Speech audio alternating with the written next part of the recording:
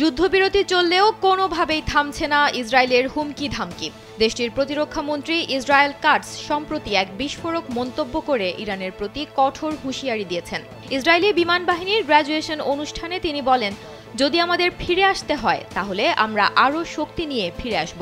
Katz আরও বলেন, Iran যদি ইসরায়েলকে হুমকি দেওয়ার চেষ্টা করে তাহলে তেহরান, তাবরিজ, ইস্পাহান সহ ইরানের যে কোনো স্থানে ইসরায়েলের অস্ত্র পৌঁছে যাবে।